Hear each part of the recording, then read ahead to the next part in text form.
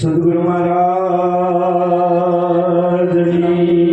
જય હો, ગુરુ વિરાંત મહારાજની જય હો, સદગુરુ શ્રી રાઘુરામ મહારાજની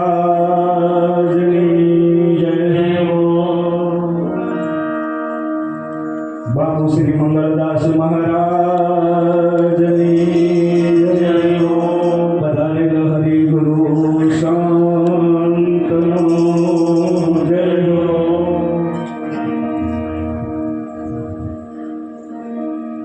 પ્રથમ નમો ગુરુદેવને,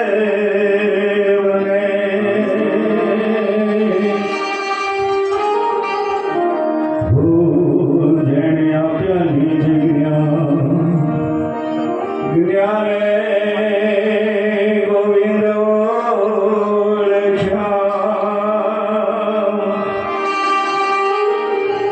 કર્યા દેહ અભિમાન, તો તત્વસાર ત્રિલોકમાં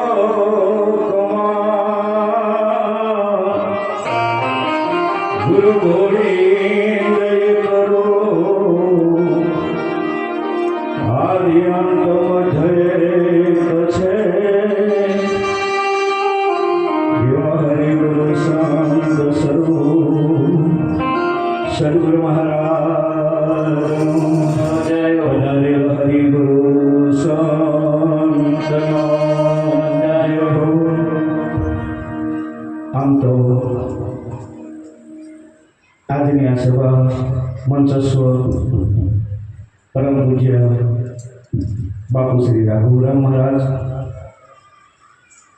અમારા તારણહાર એવા, જેમણે અમારું આખા જીવનનું જે ગાડી છે અને પાટો બદલી નાખ્યો હોય એવા બાપુ શ્રી મંગળરામ મહારાજ, તથા આપણા દર્શનથી અનેક જન્મના જે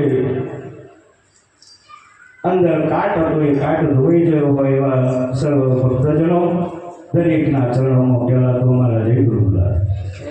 આમ તો આપણે બધાએ હરિના દ્વારે ઊભા છીએ. આજે હરિના દ્વારે આવીને અહીંયા ઊભા છીએ. આ હરિનું દ્વાર છે. મહાપુરુષે બે પાટે વાત કરેલી છે. એક હરિદ્વાર એ આપણે બધું જોઈએ છીએ, અને એક હરિનું દ્વાર આ શરીર મળ્યું છે. તે આમ તો દ્વાર એને કહેવાય કે અંદર જે રહેતા હોય બાયણું હોય એને દ્વાર કહેવાય.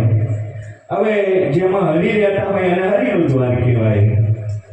હવે અહીંયા આગળ અમે આયા જોઈએ છીએ ઘણી બધી વસ્તુઓ છે. મહાપુરુષો કહે છે કે હાટ પીઠ રેડિયામણા ચૌટા 84 બજાર, મન ચિતવી વસ્તુ અહીં મળે પણ ખરા જોઈએ ખરીદનાર. અહીંયા હરિદ્વારની અંદર તમારે જે જોઈએ બધું મળી જાય એમ છે, પણ ખરીદનારની અહીં જરૂર છે. ખરીદનારી કેવા છે? અહીંયા તો મુક્તિ જોઈએ, મોક્ષ જોઈએ, જે કંઈ જોઈએ બધું મળે એવું છે. આ વિશ્વની અંદર ઝેર પણ મળે છે અને અમૃત પણ મળે છે. એવું નહીં આપણે બધું ખરીદી લેવું. આપણે જેની જરૂર હોય એ ખરીદી લેવું. ખૂબ સરસ રશીરામ મહારાજે વાત કરી કે એક ગંગા એ સ્થાવર છે, જેમ છે તેમ અહીંયા છે જ, પણ એક ગંગા એવી છે કે છેક ગુજરાતમાંથી આવી અને અહીંની વ્યક્તિને પાવન કરી છે. આ ગંગાને તમારે તમારે જવી હોય તો ના આવે એમ બાલા, પણ આજે ગત ગંગા એવી છે કે એને જ્યાં બોલાવો ત્યાં જાય. એટલે હાલતું ચાલતું જેને પ્રયાસ કરવું છે.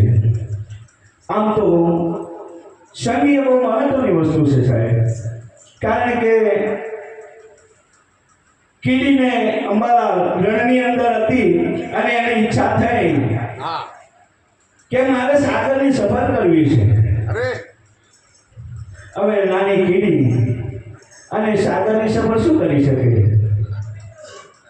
પણ છતાંય મનની અંદર જે કંઈ કોડ હતા એને વિચાર કર્યો કે મારે સફર કરવી છે, પણ હવે મારું તો ગયું નહીં એટલું બધું. કે આ સાગર સુધીની સફર થાય. વિચારતા વિચારતા એણે એક હંસનો સંગ કર્યો અને હંસનો સંગ કર્યો. હંસના પગે એ ચોંટી ગઈ બાળા અને હંસ જે ઉડાન ભરી, આમ તો એક કીડી નહીં, અમે 5 કીડીઓ ચોંટીને આવી છે. અમે ચલોતરમાં 5 કીડીઓ એ હંસના પગે ચોંટીને આવી છે. બાકી કીડીનું તો ગજુ નહીં આવી શકવાનું યાર. પણ શનિ એ બહુ મહત્વની વસ્તુ છે. દરેક પથ્થરની અંદર ભાવના એક હોય છે કે મારે પથ્થરને મંદિરની અંદર જઈ મૂર્તિ બનવું છે. પણ જ્યાં સુધી એને કોઈ શિલ્પીકાર ના મળે, એને ઘડનારો ના મળે, ત્યાં સુધી મંદિરમાં જઈ શકતા નથી. એમ આજે તમે હું જે અહીં બેઠા છીએ તો કોકની કરુણાથી બેઠા છીએ, કોકની દયાથી બેઠા છીએ. આટલા સુધી આપણને કોણ લાવે? અહીંયા વિશ્વની અંદર મહાપુરુષો ક્યાં છે? હમણાં બાપુએ વાત કરી કે ભાઈ જેને વ્યસન હોય એ આઈને છોડાઈ દો. ગંગાનો એવો કોઈ પ્રભાવ નથી કે અહીંયા તમને હોમાંથી મુક્ત કરી શકે. ભલે તમે ના હોય, ઘૂંટો લેતા હોય એવાય ગંગામાં નાખે એનો બંધ થઈ જાય ના થાય. પણ અહીં મહાપુરુષો આપણને એટલે મહાપુરુષે કીધું, અવગુણ છોડાવે આપણા રે સત્સંગ કરીએ રે એવા સંતનો.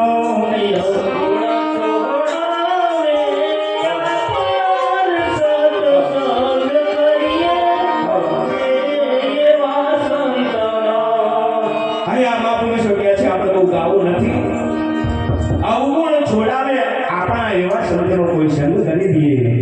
અહીં જ્ઞાન તો બધાની પાછળ ઝડપ છે. આમાં કોઈ જ્ઞાની નથી, પણ આપણને કેવા માણસનો સંગ થયો છે, કયા ભાવથી આપણે એમ સદગુરુને સ્વીકાર્યા છે એ જોવું એ જરૂરી છે. આમ તો અમે ગંગા ઘાટે કાલે ગયા હતા, જોયું ઘણા માછલામ બાબાની ભરે છે.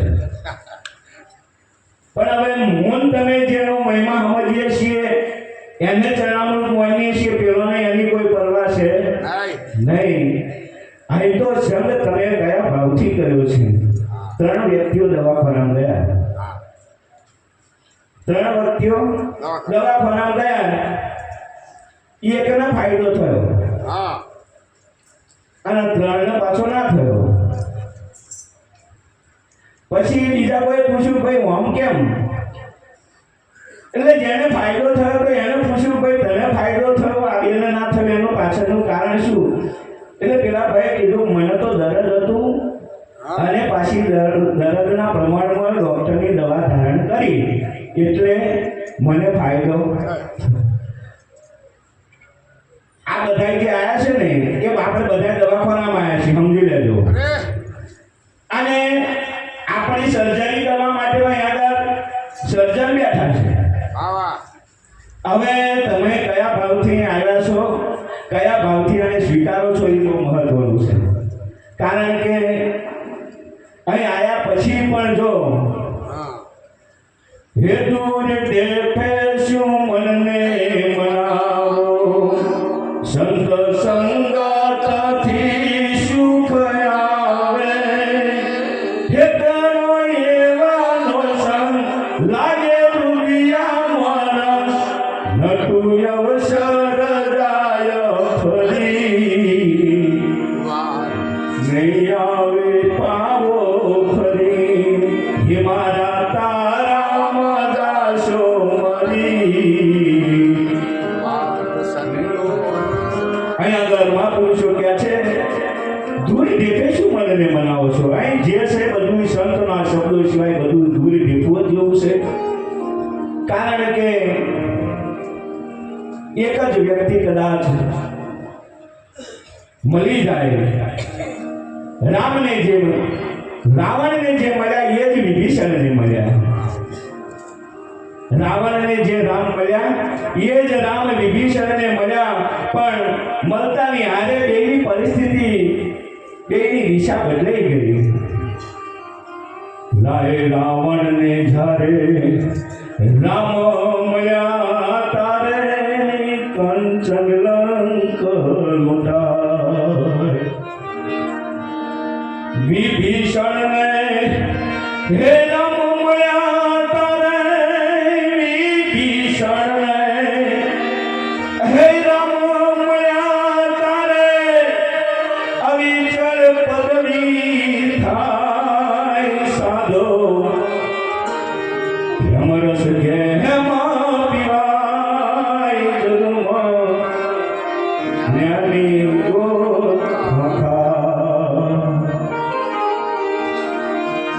ફળ ફૂલમાં તો સર્વે ભર્યું મધને પણમાં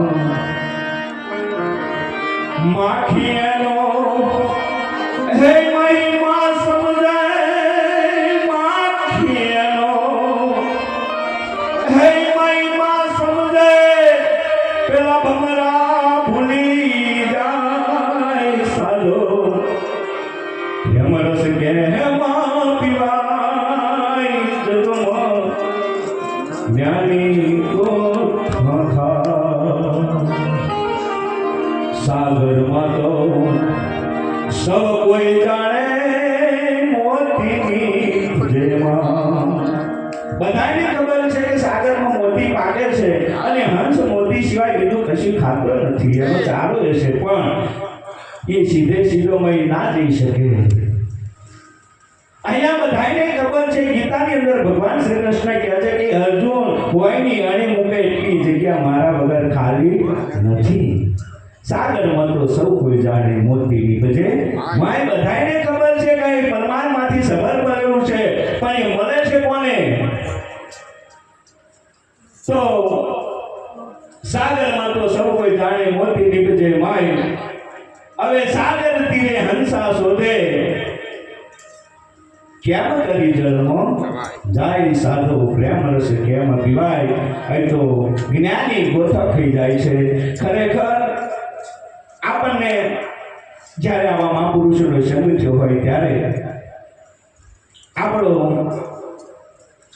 અમારે બાપુ ઘણી વખત કહેતા હોય કે એક નાની સ્માક હોય અને એ મોક કદાચ કોઈ શાકભાજીની લારી વાળાની લારીએ જઈને બેસે પાટ ઉપર બેસે અને તમારે 500 ગ્રામ બટાકા લેવા હોય તો 50 ગ્રામ વધારે આવે મોખ કદાચ જો પાટ ઉપર બેસે તો 500 ગ્રામ બટાકા વધારે આવે ના આવે એ જ મોખ કદાચ જો બટાકા ઉપર બેસે અંબાલા તો 500 ગ્રામ ઓછા પણ ના આવે કોઈ ફરક ના પડે અહીંયા તમે ગમે તો ફરો સાહેબ અહીં ગમે ત્યાં ફરો તમારી કિંમત શાકભાજીના વાટ જેવી છે ના થાય ને ના થાય પણ એ જ મોખ કદાચ જો કોઈ ઝવેરીના તાજવે જઈને બેસી જાય આ મોખ કદાચ કોઈ ઝવેરીના તાજવે જઈને બેસી જાય